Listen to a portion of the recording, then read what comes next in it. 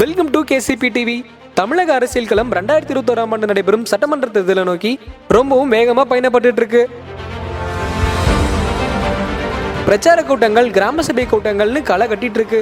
முதல்வர் யாருன்னு தைரியமா அறிவிக்க மறுக்கும் பாஜக, மக்கள் நீதி மய்யம் கட்சியிலிருந்து ஜூட் விடும் பொதுச் செயலாளர், மோடி உங்களுக்கு வேணா டாடியா இருக்கலாம், எங்களுக்கு எந்த டியும் இல்லைன்னு தெரிவிக்க விடும் திமுகன்னு இன்றைய அரசியல் நகர்வுகள் உங்களுக்காக.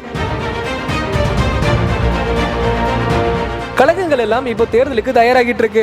கிராம சேவை மூலமாக மக்களை சந்திச்சிட்டு இருக்காங்க திராவிட முன்னேற்ற கழகம் கட்சியினர்.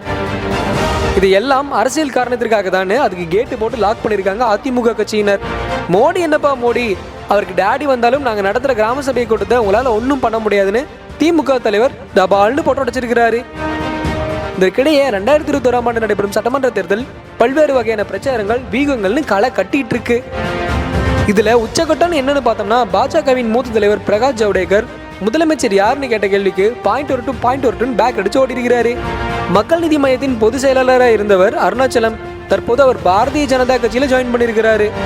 நாள்தோறும் அரசியல் திருப்பங்கள் நடந்துகிட்டு தான் இருக்கு. தேர்தல் நெருங்க பிரச்சாரங்களும் சூடுபிடிச்சிட்டு இருக்கு. 19 நாளில் தமிழகம் முழுவதும் 16,000 கிராம சபை கூட்டங்கள் நடத்த போறதா திமுக அதிரடியான அறிவிப்பையும் வெளியிட்டிருக்கு. இவ்வாறாக நாள்தோறும் பலமுனை அரசியல் நகர்வுகள் இருக்கும்போது மக்கள் யார் பக்கம் நிற்பாங்க பொறுத்திருந்து தான் பார்க்கணும். நீங்க சொல்லுங்க, 2021 சட்டமன்ற தேர்தலுக்கு கிராம சபை கூட்டங்கள் வழிவகுக்குமா? உங்களுடைய பதில்களை கமெண்ட்ல பதிவு பண்ணுங்க. இந்த வீடியோ பிடிச்சிருந்துச்சுன்னா லைக் பண்ணுங்க, ஷேர் பண்ணுங்க. மறக்காம கேசிபி டிவியை சப்ஸ்கிரைப் பண்ணுங்க.